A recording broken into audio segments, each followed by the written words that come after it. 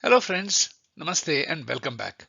You must have been following the state of affairs in Manipur, and you must have also heard about Obama's interview on CNN where he spoke about India being pulled apart by communal tensions. So what's going on?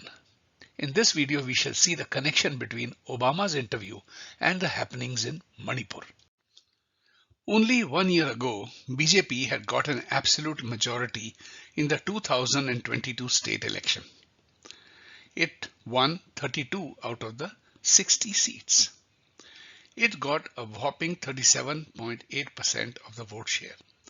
And if you count its performance along with that of its allies, namely the National People's Party, Naga Front and Lok Janashakti Party, the BJP government has the support of 63% of the voters. So how is it that within 1 year of this spectacular performance, we are seeing such violence and uprising in Manipur? There has to be some underlying reason which is not being spelt out by the media. With such a popular government in place, why is Manipur burning?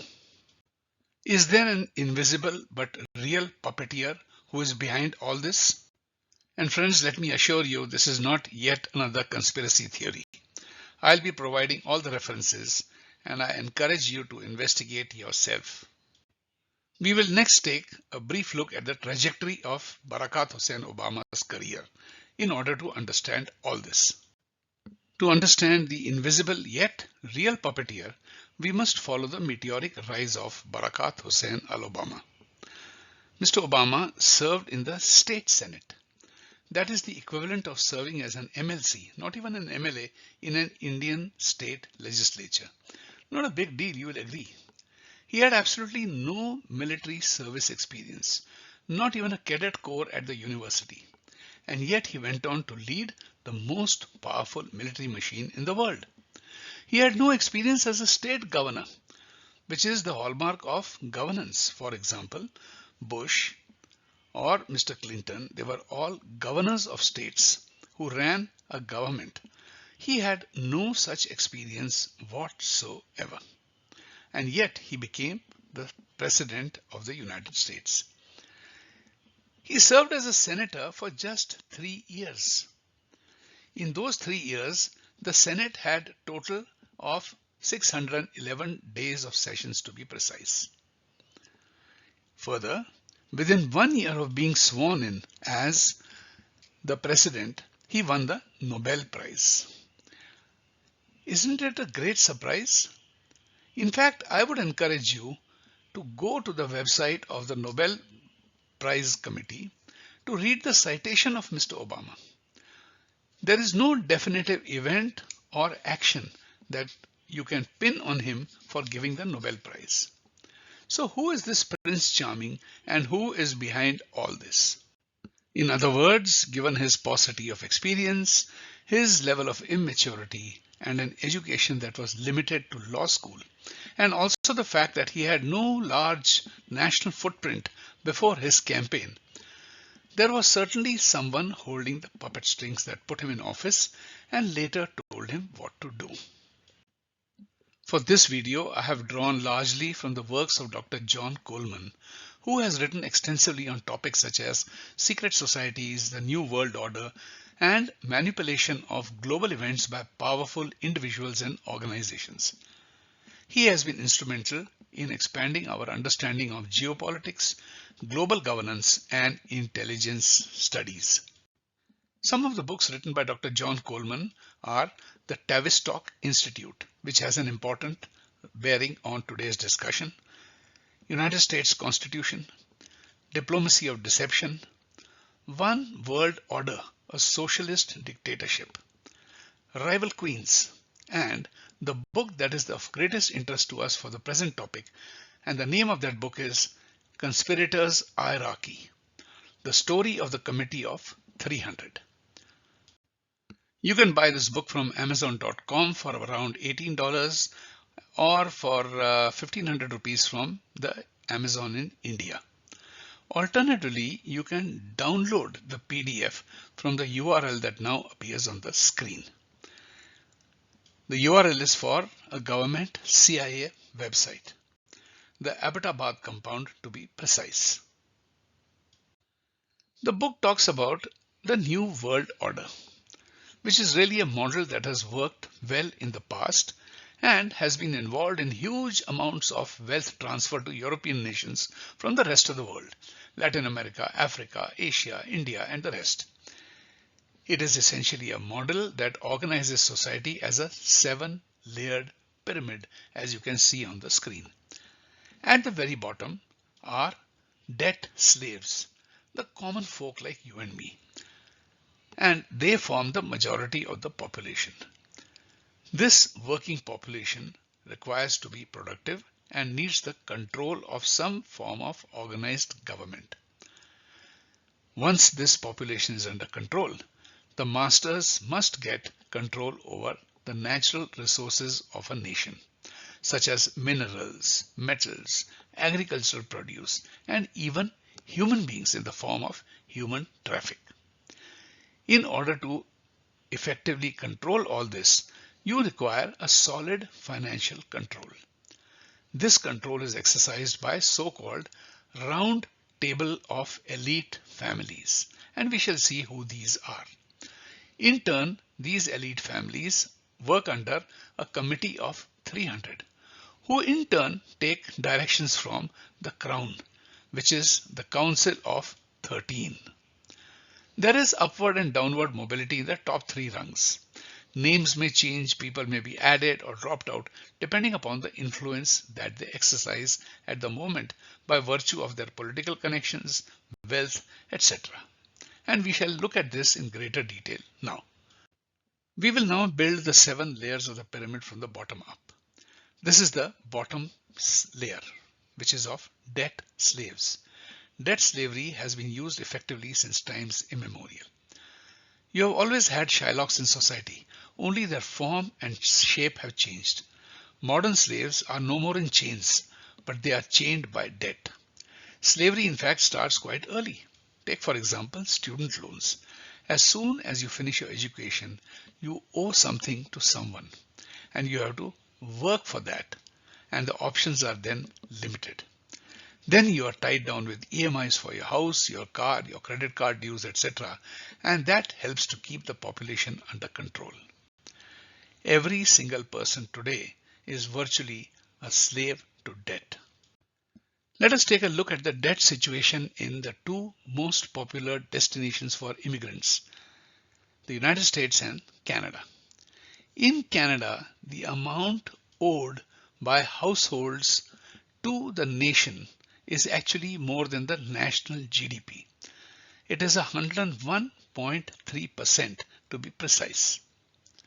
And the US is not far behind. The corresponding number is 76%. They cannot get out of the debt trap because they stand to lose their homes and possessions and land up on the streets as homeless. And the number of homeless is on the rise every month. We are not talking about some bonded laborers in the third world countries. We are talking about advanced, modern, Western democracies. The next layer in the hierarchy from the bottom is that of people who have control over the masses that comprises of debt slaves. Control over this population is exercised through 4 different arms, and these are religious organizations or institutions who promise heaven and rewards for obedience. The government is next, which through its police, courts, prison systems, military and secret service also provides the same kind of promise. Not a promise of heaven though, but a promise of better livelihood, and of course it does not reward obedience, but it punishes disobedience. The third arm is education, which is to program the intellectual with status in academia by appointments in universities, and of course finally the media to control the messages from the elites, the people on top of the pyramid. They keep controlling through messaging, and the masses are brainwashed day in and day out through various organs of the media such as Facebook, WhatsApp, Twitter, YouTube, television channels, etc. The media creates a narrative that is lapped up by the academia and spread out far and wide, and the intelligentsia thrives on that because of the rewards attached. The next layer of the pyramid controls national resources. This in turn makes it possible to control governments. You may not be familiar with all these names, and there are many more too, but these corporations collectively control trillions of dollars of resources, be it oil, mines, ocean resources, and more. Unless the governments fall in line, they will meet the fate of Libya and Iraq. The next layer of the pyramid is number 4, which is world financial control. This is control at the international level, and this is through institutions such as the World Bank, the International Monetary Fund, the US Federal Reserve System, which controls the printing of dollars, and Bank for International Settlement. These banks or institutions control national policies. Is it any wonder that the current president for the World Bank is Ajay Banga, who was until recently the CEO of Visa Card, a company that dominates cross-border transactions? All the lower levels discussed so far act under the control of a round table of elite families. The Round Table was strictly a British group, which was founded by the aristocracy. But today, it is a transnational intelligence operation dominated group working under the Committee of 300. The Round Table is an informal, secretive confederation, and we have to only guess its membership by its actions. And they work in close coordination with the next level, which is the Committee of 300. Before we go to the next level, we will have to take a detour in history. The roots of this entire setup lies in the origins of, believe it or not, East India Company, which was incorporated by the Royal Charter in 1600. As we all know, it started as a monopolistic trading body, but soon it became involved in local politics. And in fact, it acted as an agent of British imperialism and the church in India from 18th century to the mid 19th century. Beginning in the early 1620s, the East India Company began to use slave labor by transporting millions of enslaved people to its facilities all around the world. Some of those who were enslaved by the company came from Indonesia, West Africa, even India. The only difference was that those who were enslaved from India were not sold as slaves, but were tied down for the first time as debt labor. They were known as indentured labor. But the majority came from East Africa. So this establishment is adept at slavery, and the other layers of the pyramid that we are talking about are based on this central organization. It ceased to exist as a legal entity in 1873 after the First War of Independence by Indian soldiers. But it laid a template on which this whole edifice is constructed. A major part of the so-called trade of East India Company was opium. The tea purchased in China was paid in opium, and it was a very, very profitable business. In fact, Britain even went to war with China over opium. It is also said that the Great Bengal Famine was a direct consequence of growing poppy on a commercial scale at the cost of food crops. In fact, all those who got rich and had influence over Indian society in the years to come were in some way connected or related to East India Company. Whether it was Dwarkanath Tagore, the grandfather of Rabindranath Tagore, or the family of Rajaram Mohan Roy, or the Birlas, and even the Parsis who later became pioneering industrialists, all earned their money first from the opium trade, which was a terrific source of income and gave them the capital muscle to establish industry in India. Having understood the template created by East India Company, we are now in a better position to understand the present.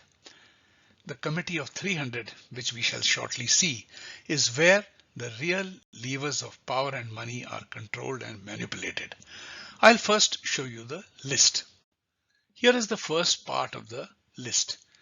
You can pause the video anytime and look up the names. Most of them are innocent sounding names. Just pick up a few and look at their websites. I am giving you this homework so that you can find the facts yourself and not depend upon spoon-fed information from me. Do it now. The list continues. Friends, don't trust a word of what I am saying. Just as I did not trust a word when I read the books by John Coleman. All you need to do is go to the websites of these institutions and look at the funding data. I'll give you an example of one such institution at the end of this list. And this is the last part of the list. As I said, many of these names are familiar, and some are indeed very innocent sounding. Let us do a short exercise. Now go to the short link that you can see on the screen. What you'll find is a list of the 2015-2016 donors list to the Royal Institute of International Affairs, which is popularly called the Chatham House. You can do this now, or you can download the PDF on that link. Let's take a look at the top donors of RIIA, the Royal Institute of International Affairs. The number one is Stavros Niarchos Foundation, which paid 5 lakh pounds in a year, that is 5 crore rupees. Have you even ever heard of this Greek shipping tycoon who gave away 5 crore rupees to just one institution? Next, take a look at those who paid between 2.5 crore to 5 crore rupees. You will be familiar with most names. Can you see the association with the corporates at level 5 that we talked about earlier? Just take a look at that. You've got the Bill and Melinda Gates Foundation, Chatham House Foundation that we talked about earlier, HSBC Holdings, which controls funds, Conflict Stability and Security Fund, and so many others. Bill Gates is rubbing shoulders with Chevron, the oil multinational corporation, and Rockefeller Foundation, along with the US Government Agency for International Aid and Development. Here are some interesting numbers. The total world GDP is just around 100 trillion US dollars, 96.5 according to this graphic. And the top 5 economies in the world, that is US, China, Japan, Germany, and India, they all add up to just 58.65 trillion. How much do you think the corporates have control on? Let's take a look in the next graphic. What you are seeing on the screen are the assets owned by the top 14 asset management companies. Together, they control more than $53 trillion worth of assets. Take an example of BlackRock Company. BlackRock alone owns a substantial share of all the top companies whose brands you can see on the screen. These are part of their asset management funds, which they manage on behalf of millions of common investors like you and me.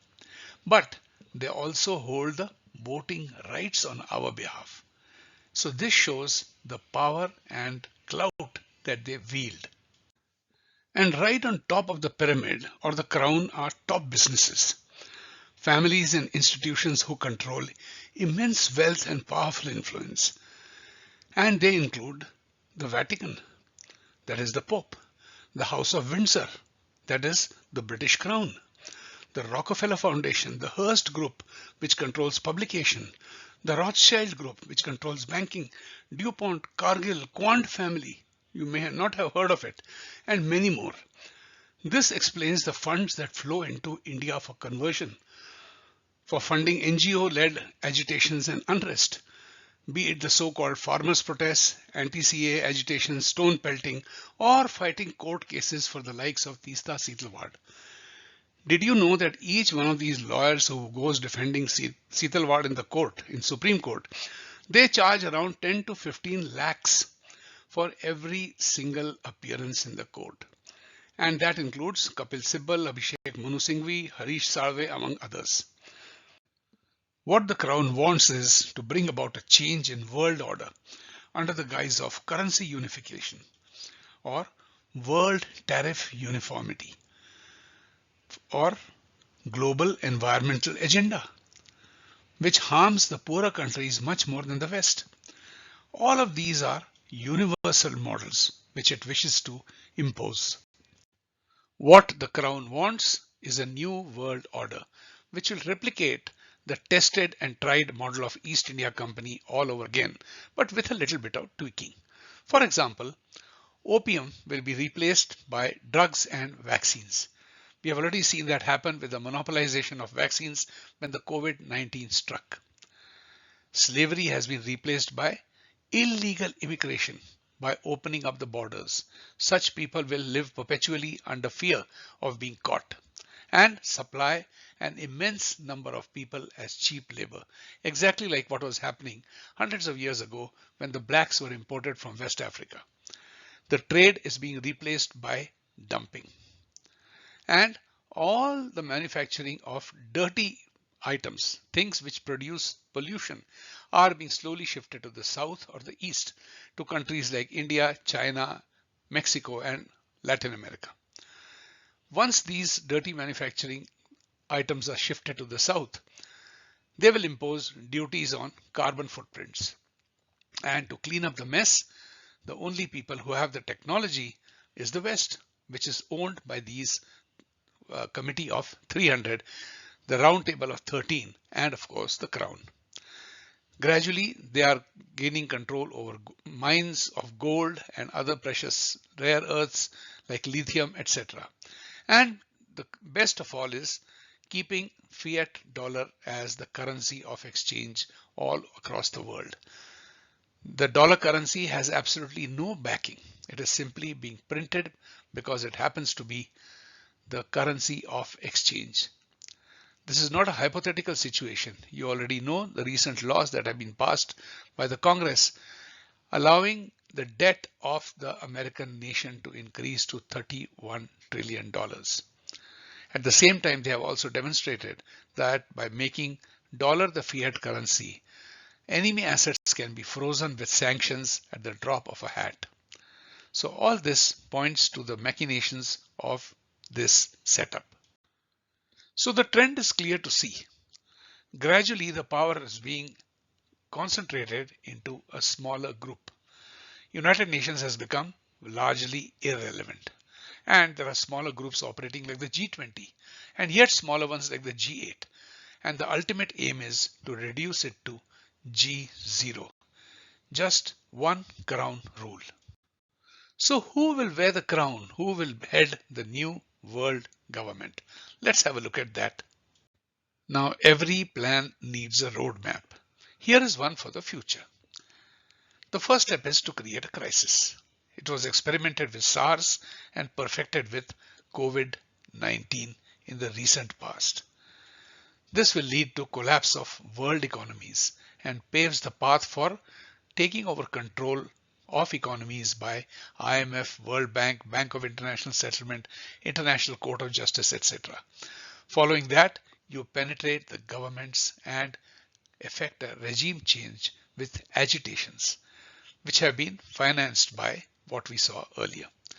After that, take over the control of education in order to produce an elite of academicians and an army of coolies who will take orders and obey the new laws. Next is to legalize drugs and pornography in the name of liberalism. Also promote limited wars and support separatists. I'm sure you must be seeing this pattern emerge in your immediate neighborhood and in your own country as well. But over the past 9 years, the Indian government has created many roadblocks and hurdles. For example, demonetization and the rapid introduction of digital transactions. The other one is strict implementation of the Foreign Contribution Regulations Act or the FCRA, which has resulted in the cancellation of approval of over 5,000 organizations out of a total 16,000 plus NGOs. Let me show you a sample of the 5,000 organizations. Many of them indeed are innocent sounding, but think over, check their funding on websites, and you will see the truth. Hamdard Education Society, Indian Institute of Public Administration, National Foundation for Communal Harmony, Press Institute of India, Emmanuel Hospital Association, Godrej Memorial Trust, All India Islamic Cultural Center, Oxfam, Mother Teresa's Missionaries of Charity, Lepra India Trust. The list goes on and on and on, and you will notice that there's nothing particularly directed against a Christian or a Muslim minority organization. There are names of engineering colleges, IIMs, IITs, and a host of other organizational setups. So friends, over the last 9 years, the Indian government has left these organizations with no money, no love, and no friends. Now friends, there is one person who has just turned 60 and who is seriously unemployed. Besides, he qualifies as a favorite candidate because he fits into the woke agenda. He is black, he is Muslim, he has a socialist outlook, he is liberal, and to top of it all, he is rich.